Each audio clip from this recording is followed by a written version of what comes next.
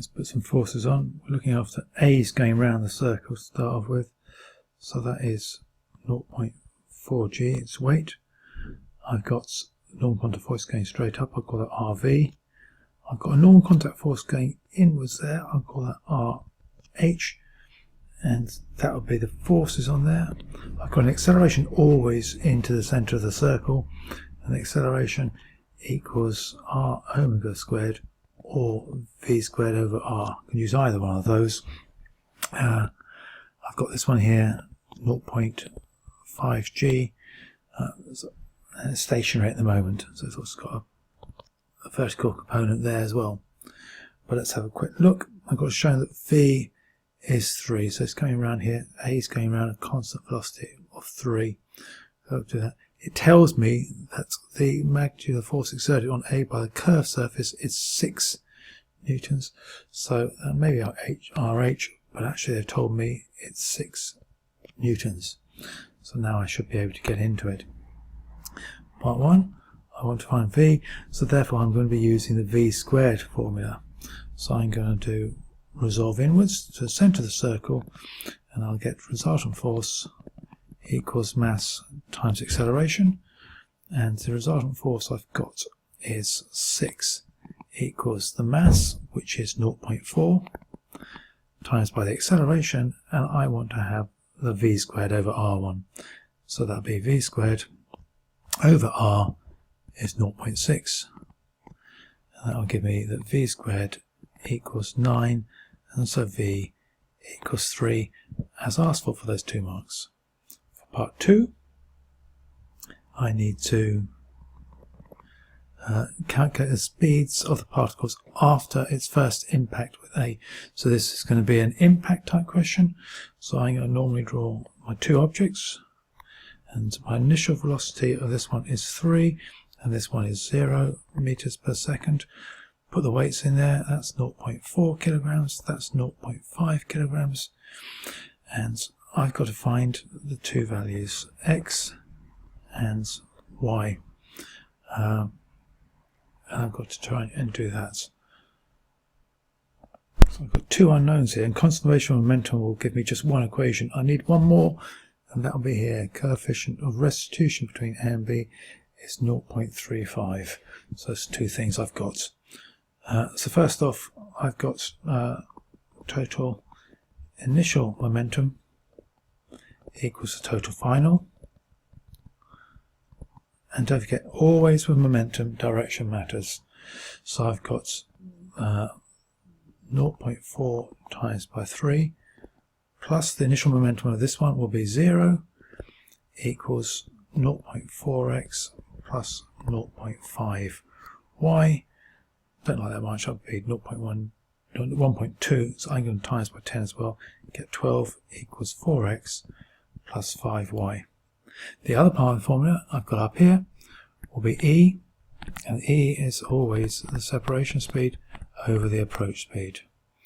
And the E it's told me is 0.35, and that equals the approach speed will be the speed which that A comes in there, and that's 3. And my separation speed, I'd do y take away x. So that's y take away x. And that will give me, times up by 3, that will give me that y equals x plus 1.05. And if I substitute that down into that one there, that will give me that's 12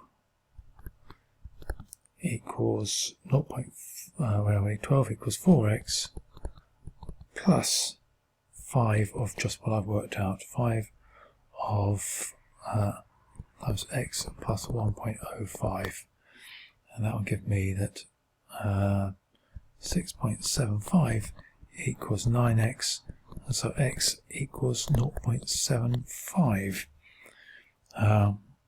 So y will equal 0.75 plus 1.05, which equals 1.8. So it's done that bit. Finally, the part 3, I've got to find what omega is. Sphere B is removed from the cylinder, and sphere A is now set in motion with constant angular speed. The magnitude of the total force, it doesn't make that very clear, but it's a total force. So my total force is 4.9.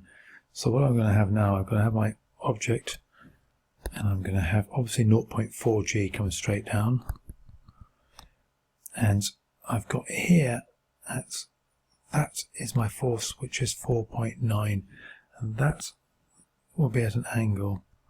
I'm going to call this angle here being theta. And so I can split that force up into two bits. I can split it up into that part of it and the upwards part of it.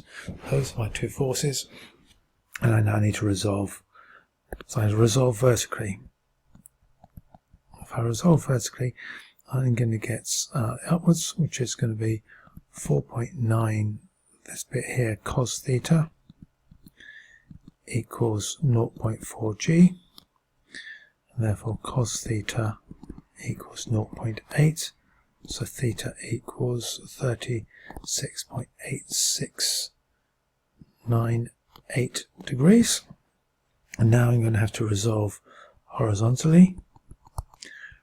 I'm going to have resultant force equals mass times acceleration, because there is an acceleration that way, because it goes to the centre of the circle. And A, got two options again, r omega squared or v squared over r. Because I want to find out what omega is, then pretty obviously I'm going to want to have r omega squared. So the resultant force going inwards there will be 4.9 sine theta, 4.9 sine of the angle I just worked out, 36.8698. And that will equal the mass 0.4 times by r, which is 0.6, times by omega squared. And that will give me omega squared equals 12.25. And square root that, omega will equal 3.5 radians per second. And that's question 8, and the whole paper done.